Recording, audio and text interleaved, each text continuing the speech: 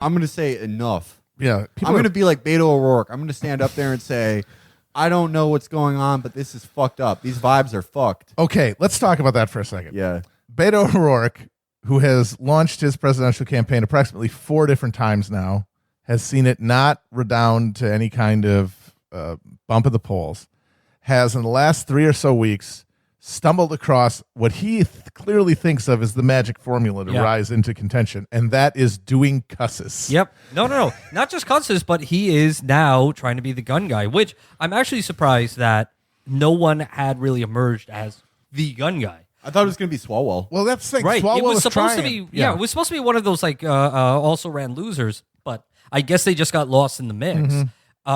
It makes sense to be the gun guy because mass shootings happen every day. So it's always in the news. And if you're the gun guy, you get to be in each one of those articles saying, presidential candidate Beto O'Rourke was quoted saying, "You shit goblin, you mother freaking crotch spawn." Can I read 2 sentiments back to back? Please do. And you guess which one is said by FaZe Banks and which one is said by Beto O'Rourke? Go for it.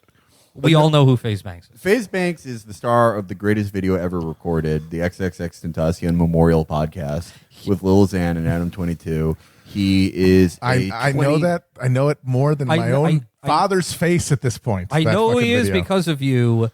He is a very unwell person, a symptom of our current times. But you have actually convinced me that he's good. Yeah, no, he has clout. He's clouded. I just hate looking at his avatar. His avatar is cool. You got to say that he's pretty nice with it. Yeah, he is. Another mass shooting 30 minutes away from where I live. 12 people dead for absolutely no reason. It could have easily been me. Could have easily been you. Where the fuck do these weirdos come from? When are we going to get our shit together? Fucked vibes. All right. And then we don't know how many have been killed. We don't know the motivation. But here's what we do know. This is fucked up. Is that the same tweet? Is one of them by Beto O'Rourke or is one of them by FaZe Banks? Are they both the same man?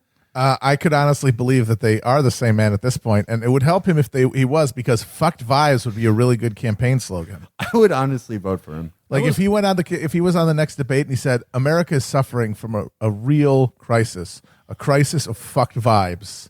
The vibes in this country, let's face it, folks, are fucked." I think that would resonate with people. I will say it's smart and gets you attention to be the gun cussing guy, but it doesn't translate to you winning, because that's just not a salient issue, even in the Democratic electorate, because all the people who are really obsessed with gun control have already, chosen for Kamala Harris or Elizabeth Warren. Right, because the ones or Pete Buttigieg. Yeah, maybe. because they're by definition realists, which means if you're low in the polls, you might as well be a leprous, disgusting peasant that they could dump into an open grave, because they care about viability and they care about results and all that shit, which means they gravitate towards winners. I saw a post by a friend of the show, Clara Jeffrey, the other day, which it really stuck with me.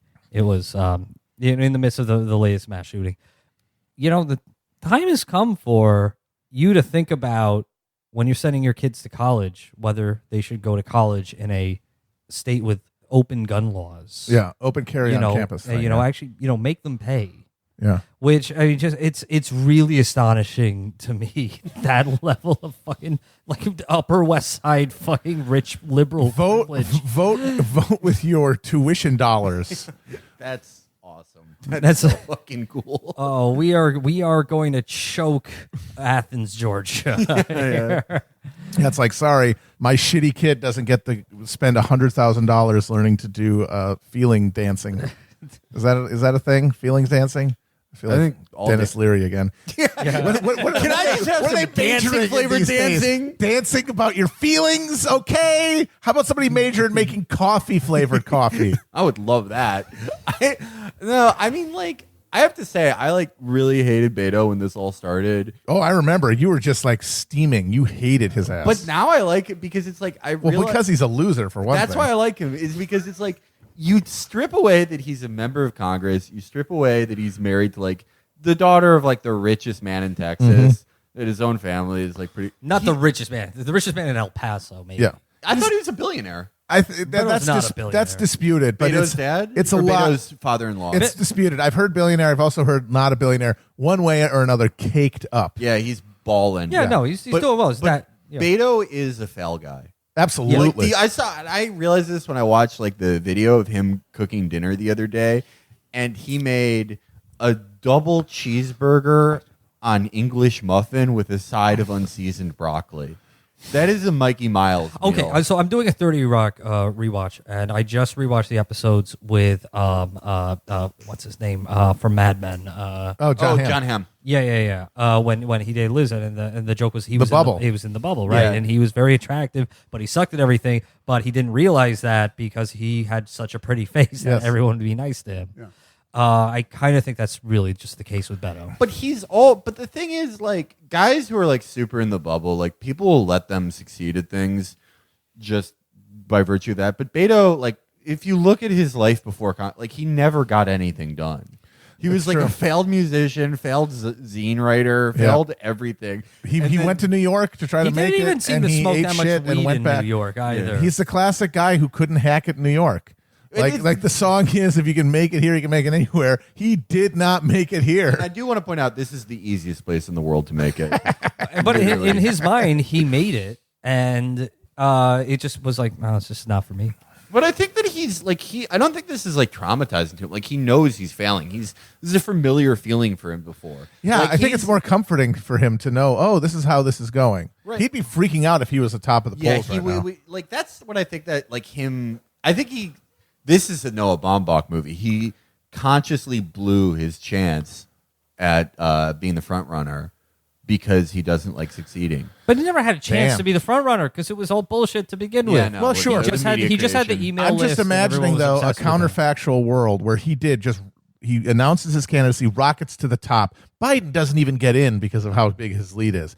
And by this time in this alternative world, like at this stage of the election, and he's like coasting, and everybody else is like in single digits, he probably would be like injecting like rhino tranquilizer into his ball sack, just freaking out. He would blow it so spectacularly.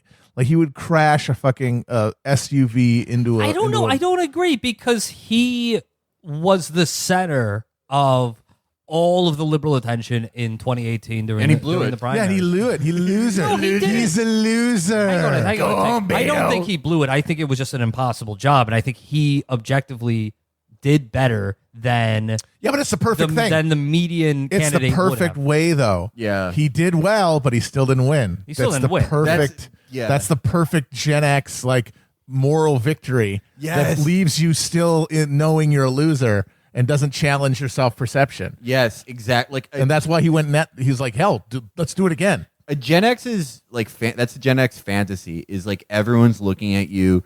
You almost do the thing, but you don't do it, so you don't actually have to do anything. But everyone's like very proud that you accomplished so much, considering. And then a girl in like a jean skirt holds your hand. It's a That's what happened to Beto. it's a freaking participation trophy. That's what it Beto. is. And Beto, I think he actually really likes like going to Iowa and meeting like just Gen Xers who are horny for someone who's like them, sort of, but like not inflated by corn. And he likes just going into these rooms and being the center of attention of like the Des Moines Book Club. Yeah. He doesn't have to do anything. This is perfect for him. This is honestly like taking a dog to a farm. He's having a blast. Oh yeah. Good Every for time him. a guy shows up at a meet and greet and he's got like a Pixie shirt on and he's like, hey, they have a little